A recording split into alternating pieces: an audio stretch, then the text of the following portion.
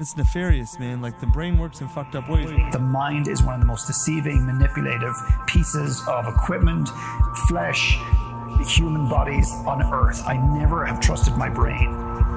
All of that weight lives in your head, and you are the decision maker. Psychology of entrepreneurship. Hi, it's Ronsley. If this is your first volume, welcome. This is a weekly series where I go inside the mind of an entrepreneur, artist, athlete, academic to decipher what is the psychology of our decisions. The entire world is quarantined right now due to COVID-19, and we're all struggling with that in different ways. Some of us may be enjoying the slow-paced work from home schedule, or being able to homeschool the kids instead of getting them up unwillingly at the crack of dawn. Some of us are starting projects we've been putting off for months, or finally reading that book we heard about months ago. But some of us are just trying to deal with the anxiety and fear of the unknown by getting through each day, hour by hour, or I suppose minute by minute. However, some of us are dealing with things others can't even imagine. You probably know someone who has an immunocompromising condition. They can be as common as asthma or diabetes, or as severe as cancer. There are categories that are considered high risk, such as being over age 65, and then being immunocompromised is sort of a subset of the people who are at high risk. So somebody who is immunocompromised may either have an inherited disorder, they may have an underlying condition like diabetes or asthma that puts them at greater risk. They may be taking medications that actually suppress the immune system, or they may have actually an overactive immune system that impairs its function, like in autoimmune diseases. People with immune compromise or immune deficiencies are at high risk for a few reasons. One is that they may not have the typical symptoms that somebody has. For example, they may not mount a fever, which is one of the hallmark symptoms of having coronavirus infection. In addition, they may not be able to fight off as well the infection when they get it, so they may be more susceptible to more serious infections or more serious consequences of the infection. It should be something that people in our age group just act as if like it's a possibility they could get it. Anyone close to them could get it, not just their grandparents or somebody in the abstract. Like it's a real thing.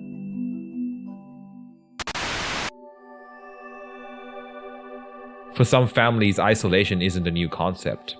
People who were born with primary immune or PI disorders may have been living most of their lives this way, and now they're grappling with watching the rest of the world experience isolation for the first time, and everything that comes with that.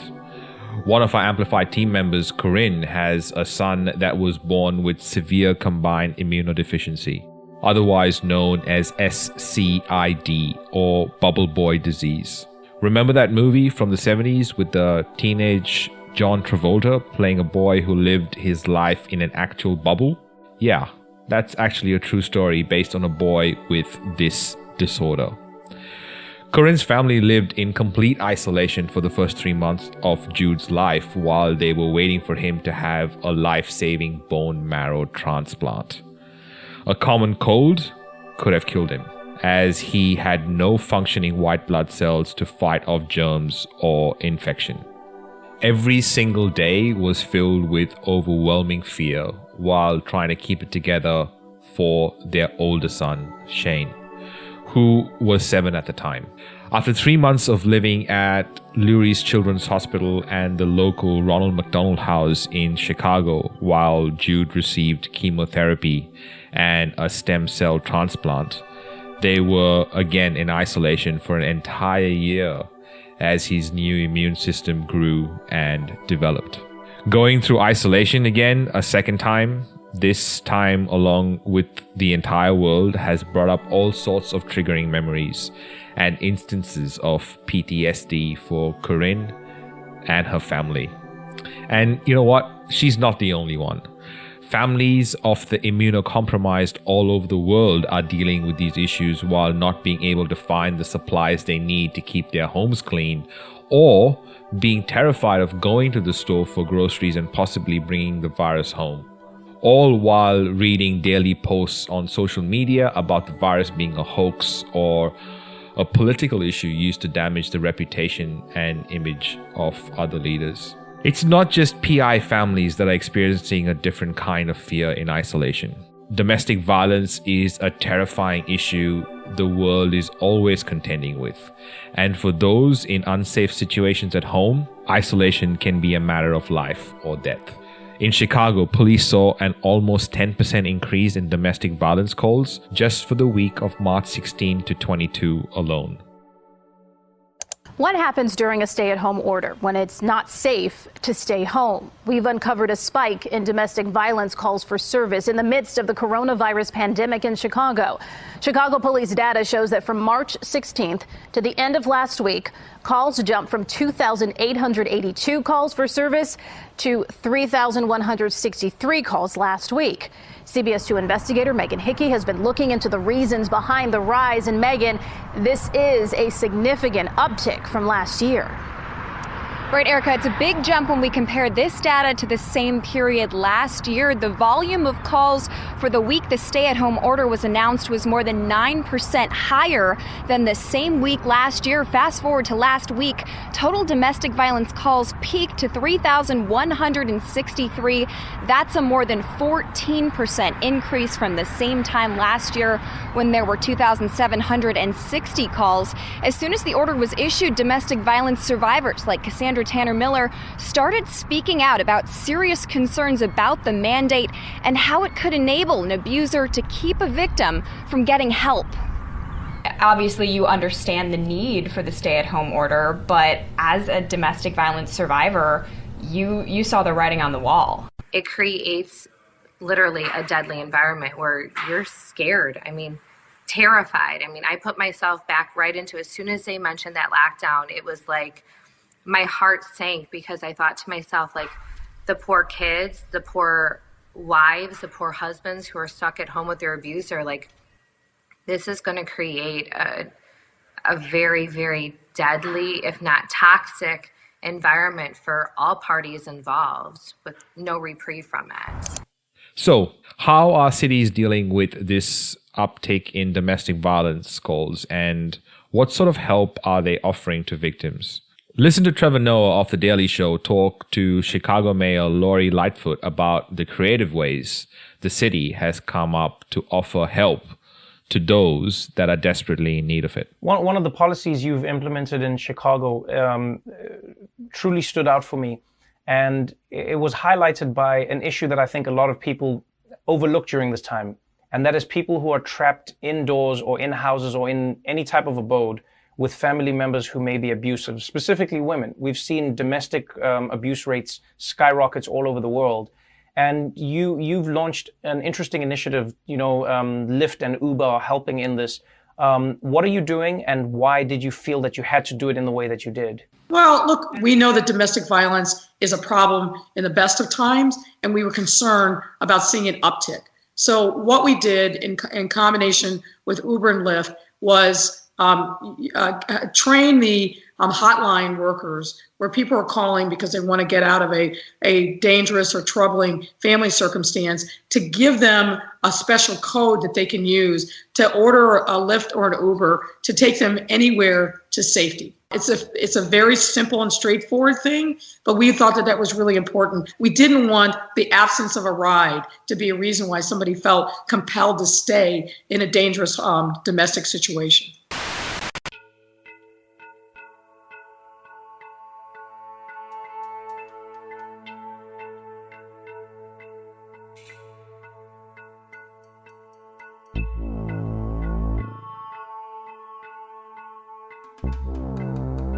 Psychology of entrepreneurship. The main objective of this audio project is to bring together entrepreneurs and creatives who share similar values so that they can find the courage to put out their authentic voice for the right people to hear, which allows for them to make their impact on the world. Every great movement started with a memorable speech. For access to full-length interviews, go to psychologyoфentrepreneurship.com and click the button. Similar to Lightfoot's approach, BBC News host Victoria Derbyshire subtly wrote the number of a domestic abuse hotline on the back of her hand during a news broadcast for those that might need it. As she went through her feature stories, she lifted her left hand to her face, showing the number of UK's domestic violence help hotline, and later tweeted a photo showing the number again.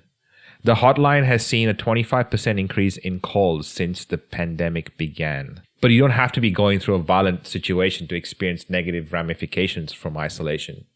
People all over the world are finding themselves in new and unique situations that pre-virus society never prepared us for. When passengers of a cruise ship returned to Australia, they were forced into a hotel for a mandatory 14-day isolation period to protect others from possible corona infection. The first group of Australians forced into quarantine at Sydney hotels are tonight back at home after 14 days in isolation. But the ordeal isn't over for a family of 7 at the Hilton. They're now in a hotel turned hospital after 2 tested positive. Family members checking out of the Hilton Hotel on a stretcher. And around the corner at the Swiss, guests are dancing out the front door after 2 weeks being locked up in quarantine. Yeah, really happy. Happy tears. Yeah, I feel fragile, but really happy. The coronavirus rollercoaster ride continues. 48 new cases, which is stable, but among those a father and child from a family of 7 in isolation at the Hilton. 36 cases have now been identified among the returning travellers quarantined in 15 hotels across Sydney. If anyone develops symptoms in our quarantine hotels, they undergo testing, and should they become test positive, they are provided with appropriate assessment and care. Back at the Swiss Hotel, fresh air never felt so good. Need a quick story to help keep you in good spirits right now? In some lighter news, 100-year-old war veteran Tom Moore raised over £30 million for Britain's health services by walking laps around his garden. In a report by BBC News, Captain Moore was recently treated for a broken hip and skin cancer and had initially aimed to raise £1,000 for NHS charities together by walking 100 laps around his 25-metre garden with the aid of his walker, stating that he set about raising the money for the sake of the nurses and the NHS we have because they're doing such a magnificent job. Moore's family turned to social media to help raise funds, and by the time he reached his 100th birthday on April 30th, he had raised well past his original goal and has since been promoted by the Queen to honorary colonel. At the start of last week's volume, I admitted to having good and bad days during this isolation period. As soon as I got back to Australia on the 24th of March, I was quarantined in my home for 14 days. I decided to make myself a routine and use that routine to stay sane. So I would wake up at 3:59 a.m., go for a 10-minute cold dip into the pool, made myself a pot of yerba mate and black tea, showered, did a 60-minute yoga session before starting any of my meetings every single day. Which, by the way, my meetings were starting early because of my calls to cities in North America. So I decided as well that I would not get any takeout meals. So since I've gotten back from the US, I've cooked all the food I've eaten, taking my dog out to the pool area a couple of times a day. And now after those 14 days, I've added a daily run to my late afternoon. I'm experimenting, but I'm creating barriers for myself. Depression and anxiety are common consequences to isolation, and the world is experiencing them on a massive scale. People who have never been drinkers are suddenly going through bottles of wine every week. Ex-smokers are lighting up again, and junk food is being delivered by the bagful. How do we deal with all these urges to lean on unhealthy crutches? There are a couple of things there. I think we are going to see a big impact in that way, and we're not really talking about that. So what are the unintended consequences of people self-isolating, of social distancing, etc.? There may be some things we haven't expected, like alcohol use may go up, which of course is directly linked to mental health. We're going to be exercising less, and that's linked as well. But for people who already have a long-standing mental health condition, there's a number of things. It's absolutely imperative that they maintain contact with their healthcare professional and they get the treatment and ongoing support that they need. But at a more minor level, let's ask ourselves, what are we going to do if we're all at home? So we need to get up in the morning, try and set a routine, that's crucial, get dressed, have contact with somebody else, even if we're on our own. So that was likely to be virtual or just even the old-fashioned telephone. So having that human contact early in the day, and then finding a way to get some exercise. We're still allowed to walk around outside, even if we're, self-isolating. Go outside, get some fresh air, etc. And then, as I say, I think we have to be really careful about our use of media. So those are some practical bits of advice. But obviously, for people who have long-standing conditions, contact with the health service and still access to their medication, which is going to be crucial as well. A common piece of advice from mental health professionals on dealing with isolation is to establish some form of routine. Your routine obviously won't mirror what your pre-pandemic routine is, but now's the time for us to come up with a new normal. Here's former submarine captain Ryan Ramsey explaining how a simple routine and cleaning rituals helped him and his crew cope with isolation on an 84-meter nuclear submarine. My name is Ryan Ramsey. I used to be the captain of a nuclear submarine, HMS Turbulent. You're taking about 130 people in an 84-meter steel tube, very little personal space at all. Routine, make sure you have a routine and stick to it. As soon as you get into that routine and you keep doing each step of it, days will move into weeks, will move into a month maybe. I don't know how long it's going to be, but you settle into that routine. The second thing is about, it's as strange as it sounds, it's about cleaning. So you need to make sure that you clean and you look after yourself. So with that sense of routine, don't let your standards slip. The third one I would suggest is making sure that you give yourself some downtime. There's a lot of news going on. There's a lot of information out there. There's real uncertainty, and you have to pull yourself away from that uncertainty for a period of time, and that reduces anxiety. We will start seeing things that really, really annoy us about family members, partners. It's going to happen. You can see conflict coming, to be quite frank. So you want to de-escalate that as quickly as you can. And probably the last one and probably most important one is communicate. So just by talking to people in your house, or if you're on your own, you're able to call people up. That socialising is going to be absolutely vital for us. People do have the ability to go outside for a walk or into their garden. You get to experience sunlight. You get to experience fresh air, which we rarely do on board a submarine. We've got to look for the positives throughout all of this. We've got a bunch of the best people out trying to sort the problem out, and we've got to be part of the solution and help them work it through. So, how do we help those who may be experiencing isolation in more dire situations than our own? Reach out, check in on friends and family, even the low-maintenance ones. Offer to run to the store or order some cleaning supplies to be delivered. Every little gesture could be a lifeline to someone's mental health. And if you yourself are struggling, you're not alone. Reach out. I promise you someone will be in touch. We'll provide resources in the show notes for this episode, but don't be afraid to let someone know how you need help or that you need help at all. We're all in this together. If you like these topical volumes on certain subjects, write back and let me know what topics you'd like us at Psychology of Entrepreneurship to break down. We're having fun doing these, so until next week, happy isolating.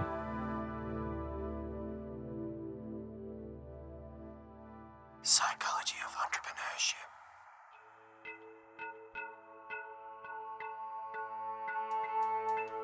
Coming up on the psychology of entrepreneurship.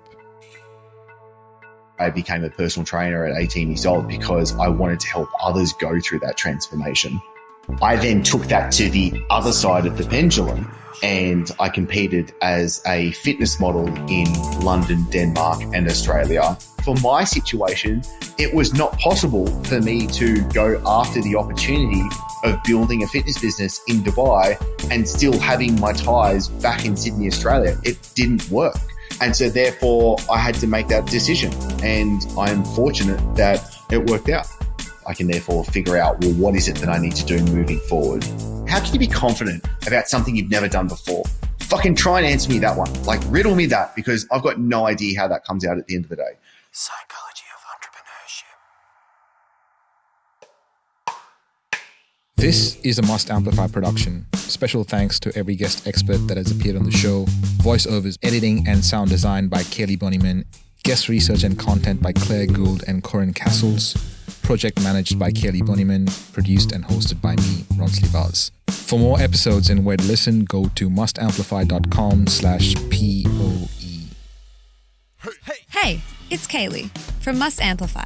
I'm the sound engineer for this volume of Psychology of Entrepreneurship. I'm part of the team that made this production come alive. I work as a part of a global team with our studios based in West End, Brisbane, Australia. If you would like a podcasting checklist, email me at kaylee@amplifyagency.media. That's KAILI@amplifyagency.media. We specialize in finding your voice and making sure it's heard by the right people. If you are considering whether a podcast is a good idea for your business, check out our other show on shouldistartapodcast.com. Are you still listening? Here's a little gift to you for sticking around. Severe combined immunodeficiency. Severe combined immunodeficiency. Similar to Lightfoot's approach, BBC News host Victoria Derbyshire doesn't sound right. Victoria Derbyshire